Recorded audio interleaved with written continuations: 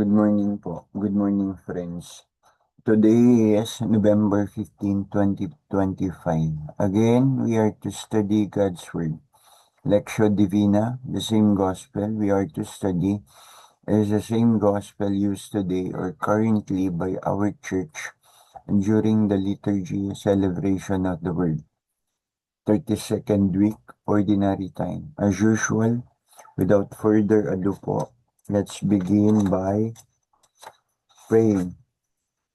Opening prayers. In the name of the Father, and of the Son, and of the Holy Spirit. Come, O Holy Spirit, fill the hearts of your faithful, and enkindle in us the fire of your love. Send forth your Spirit, and they shall be created, and you shall renew the face of the earth. O God, who by the light of the Holy Spirit did instruct the hearts of your faithful, grant that by the same Holy Spirit we may be truly wise and never rejoice in His consolation through Christ our Lord. Amen. In the name of the Father, and of the Son, and of the Holy Spirit. So magandang umaga po sa inyong lahat. Magandang umaga po muli, mga kaibigan, mga kapatid. Share screen na po ako. Salamat po sa pakikiisa sa ating pambungad na panalangin. Let me share my screen para maipakita po sa inyo ang gospel na tema ng ating pag-aaral at pagbabahagi ko sa kasalukuyan. Wait lang po.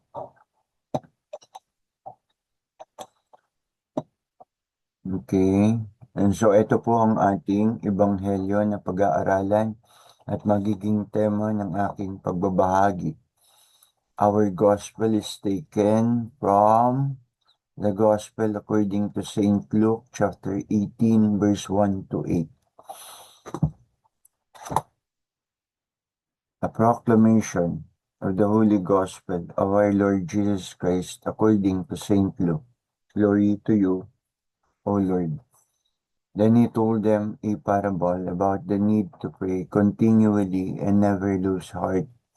There was a judge in a certain town, he said, who had neither fear of God nor respect for anyone. In the same town, there was also a widow who kept on coming to him and saying, I want justice from you against my enemy. For a long time, he refused, but at last he said to himself, even though I had neither fear of God nor respect for any human person, I must give this widow her just rights. Since she keeps pestering me, or she will come and slap me in the face. And the Lord said, you notice what the unjust judge has to say? Now will not God see justice done to his elect if they keep calling to him day and night, even though he still delays to help them? I promise you, he will see justice done to them, and done speedily. But when the Son of Man comes, will he find any faith on earth? The gospel of our salvation. Praise to you, Lord and Jesus Christ.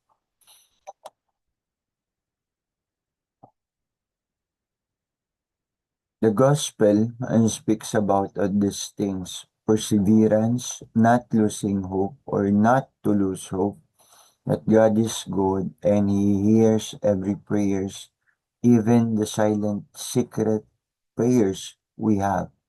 We only need to believe, to trust God because He is real. To trust God because God is real.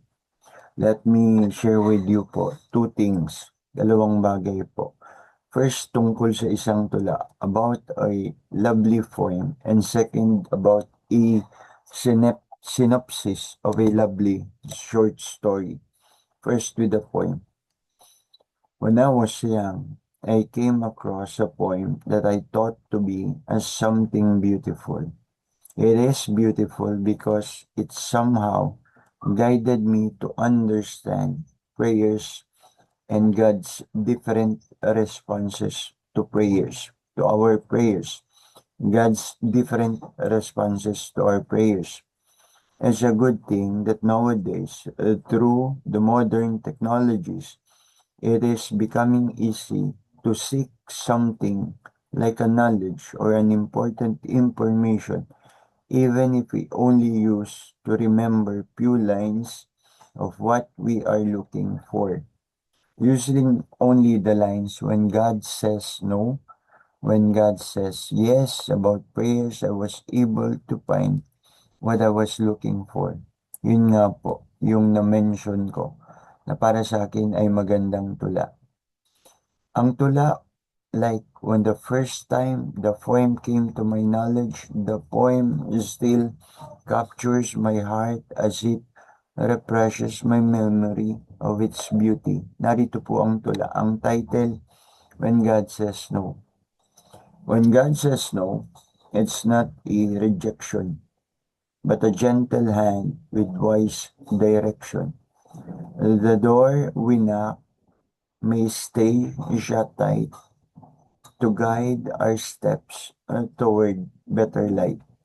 When God says wait, it's not a delay. It's love that guides us on the way. The seed must rest before it grows. The river flows where wisdom knows. When God says yes, the path feels clear. Our heart is filled. Our sorrow, our soul draws near. But every answer, the yes, the wait, or the no, is love that shapes us the way we go. And so we need to trust God's heart when we cannot see. His no may set us spirit, may set our spirit free. For every prayer He hears and He knows the perfect time for life to grow. That's the end of the poem. When God says no, according to the title. The line that says that every answer, every answer, the but, every answer, the yes, the wait, or the no, is the love that shapes us. It is the love that guides us. It is God who guides us the way we go. And sometimes we find it difficult to answer, or I mean to accept an answer of a no with regards to our prayers. When we request of something and it is not granted to us, we become desperate. And more than just desperate, we become helpless and hopeless. We usually think that a no answer, a negative response, is an ugly answer and no other else or otherwise. Ang tugon na hindi sa ating mga panalangin ay tinitignan at nakikita nating hindi maganda. Bakit? And that's because unconsciously, kalimitan, it is us becoming the center of what we want or what we are requesting. It is not God, the giver. It is not God, the giver, the provider, that truly matters to us, but ourselves. It's a hidden selfishness that usually we are not aware, an imposition of the self. But the poem says, even with no response from the provider, our God, it is still a wise and powerful redirection finger of God, redirecting, moving to something best or better. We don't fully know or realize for our minds are, or ourselves are short and weak compared to our all-knowing and powerful God. Hindi natin maintindihan ang mga tugon na hindi sa ating mga panalangin dahil ang ating sarili, kaisipan at kalooban ay mahina't maiksi kumpara sa Diyos na nakaalam ng lahat ng bagay. God knew better than us by simply putting it that way. Alam ng Diyos ang lahat ng bagay, kasama ang mga bagay na makabubutit hindi maganda para sa atin. Ang mga sagot na hindi kung minsan ay isang pagliligtas sa bagay na hindi mabuti sa atin at ang Diyos ang kumikilos. When the answer is to wait with our prayers, kung ang tugon naman ay maghintay, then let us wait. Maghintay tayo. If the blessings we ask is truly for us, God will grant it. God will still give it to us no matter what. But we need to wait. We need to wait. Let's do it. The need to wait. It is God who decides in all matters. Good things comes to those who know how to wait. God's will, God's way, and God's time. When we lose hope, when we become desperate with our prayers, thinking that our prayers are unanswered, my friends, even with the wait, and know that is still a definite answer. That is still an answer. That's with the point. With regards to the synopsis of the lovely story I mentioned, the title of it is The Last Leaf. It is a poignant short story written by O. Henry. The story is set in the Bohemian artist community of Greenwich Village, New York, and during a severe pneumonia epidemic. Who is O. Henry?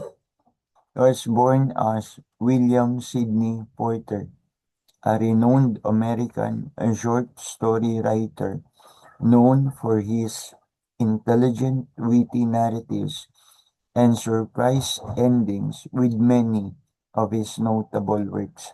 Yun po si O. Henry, isang sikat na manunulat. Isang sikat na manunulat na ang tunay na pangalan, William Sidney Porter, at ang kanyang pseudonym, O. Henry. Ang sinasabi kong tula na sinabi ko na nga po ang pamagat, The Last Leaf. Narito po ang mga zusing punto ng kanyang short story na ang titulo, The Last Leaf. First, with the characters and setting. The story revolves around two young impoverished artists, Sue and Jancy, who share a studio apartment, and then the illness and despair. Jancy contracts a severe case of pneumonia, losing her will to live. And she grows despondent and becomes obsessed with an old ivy vine outside her window. The fatal belief, Jancy develops a superstitious belief that she will die the moment the last leaf falls from the vine. As the leaves drop one by one in the cold, her hope dwindles within them. The intervention, Zoe is gravely worried and shares Jancy's despairing notion with their elderly neighbor, Mr. Berman, a pale, cynical painter who has long dreamed of creating a masterpiece. Mr. Berman initially scoffs at the idea, but agrees to pose for Sue. The sacrifice during a stormy night when the very last real leaf finally falls, Mr. Berman secretly goes out into the freezing rain and cold. He paints a single remarkably realistic leaf onto the wall to fool Jancy. The recovery and revelation. When Jancy wakes up, she is astonished to see the last leaf still clinging on despite the brutal weather. Witnessing its apparent tenacity inspires her to regain her will to live. She begins to recover quickly. However, Mr. Berman contracts pneumonia from his exposure while painting the leaf and dies a few days later. Azu then reveals the heartbreaking truth to Jansi. The leaf that saved her life was not real, but Mr. Berman's masterpiece, his artwork, saved her. The story is a moving tribute to a selfless sacrifice, and the power of hope, and the notion that true art can save a life. If an art can save a life, how much more will it be with our moving, courageous faith? So maganda yung kwento tungkol sa dalawang magkaibigan at yung isa ay malubhang nagkasakit. Ang nagkasakit, nakita niya sa tapat ng kanyang bintana ang isang baging, a vine, na unti-unting nauubos sa mga dahon sa pagdating ng taglamig. At nagkaroon siya ng pag-iisip na sa kahuli-hulihang dahon na malalaglag dito, matatapos na rin ang kanyang buhay. Ngunit mula sa isang sakripisyo ng isang tao, ni Mr. Berman, gumawa siya ng isang painting, isang pagguhit, ng waring isang tunay na larawan, kapalit, kapalit nung tunay na larawan, kapalit nung tunay na bagay. Gumawa siya an artwork of a painting, isang dahon na nakakabit dun sa vine. Hindi siya totoong dahon. At si Jansi na nagkaroon ng pag-iisip kung malalaglag na ang lahat ng dahon doon sa baging, yun na rin ang kanyang kamatayan. Sa pamamagitan ng isang guhit ng hindi tunay na dahon, muling nakarecover si Jansi sa kanyang pagkakasakit. At sa huli, isang malungkot na katotohanan, ngunit isa ding napakagandang katotohanan na ang nagligtas ng buhay niya ay hindi totoo, kundi isang napakagandang masterpiece ng isang mangguguhit na si Mr. Berman. Mr. Berman's masterpiece is a moving story. The story is a moving story, a tribute to a selfless sacrifice, the power of hope, and the notion that true art can save life. Again, if an art can save life, how much more will it be with our moving, courageous faith? Ang ebanghelyo natin sa kasalukuyan will make us realize na meron tayong napaka-importanting pakikipagtagpo, an important appointment every day, daily to God. Meron tayong importanteng importanteng pakikipagtagpo. Kanino? Sa Diyos. At sa bawat pakikipagtagpo natin, huwag tayong mawawalan ng pag-asa, huwag tayong malulungkot, huwag tayong masasaktan sa ating mga pakikipagtagpo sa Kanya sa pamamagitan ng ating mga panalangin. Kahit ang mga panalangin, ang kasagutan ay hindi, ang kasagutan ay maghintay, at ang kasagutan ay oo, sa bawat tugon, sa bawat sagot ng Diyos. Yun ang kanyang daliri, kapangyarihan ng Diyos na kumikilos sa lahat ng bagay. Marami na pong nasabi. So manatili tayong magdasal araw-araw. Huwag tayong masisiraan ng loob, huwag tayong malulungkot, huwag tayong masasaktan, kahit ang mga tugon sa ating mga dasal ay hindi. Ang bawat sagot, hindi, oo, o maghintay, ay mga sagot pa rin ng Diyos sa atin. Pagtiwalaan natin ang bawat tugon niya sa ating mga panalangin. Manalangin po tayo sa ngalan ng Ama, ng Anak, ng Espiritu Santo. Amen. Panginoong Diyos, lumikha ng lahat ng bagay, mga bagay na hindi nakikita at nakikita. Kung minsan, nagkakaroon ng mga panahon na nakakalimutan na namin ang importante naming appointment sa iyo, Panginoon. Nawawaglit sa amin ang pagdarasal.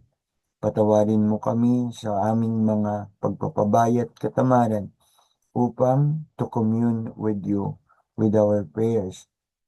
Lagi mo pong ikintal sa amin ang importansya ng mga pakikipagtagpo sa iyo sa pamamagitan ng iba't ibang sitwasyon at bagay. Meron kaming appointment sa iyo sa aming pagtulong at pag-ibig sa aming kapwa. Meron kaming importanteng appointment sa iyo sa bawat pakikipag-usap namin sa iyo sa aming mga panalangin. Most Sacred Heart of Jesus, have mercy on us. Immaculate Heart of Mary, pray for us. Regina Apostolorum, pray for us. All you heavenly God's legions of angels, pray for us. And Saint Peter and Saint Paul, pray for us. Saint Marie-Louis de Montfort, pray for us. Lord, have mercy. Lord, have mercy. Glory be to the Father, and to the Son, and to the Holy Spirit, as it was in the beginning, is now, and never shall be, world without end. Amen. In the name of the Father, and of the Son, and of the Holy Spirit. Amen. Magandang umaga pong muli sa inyong lahat. Muli nakatapos tayo ng isang pag-aaral ng mabuting balita at salita ng Diyos, halitang nagbibigay buhay at buhay. Muli, kung sa tingin niyo po ito'y makatutulong, hindi lamang para sa inyong mga sarili, na sa akin po ang pagbibigay kapahintulutan na maibahagi niyo rin ang video na ito bilang pag-aaral, bilang what? Our communion with God as of to this day. We again attend to our important appointment, our communion with God. Salamat po, Brother Aaron. Hanggang sa muli.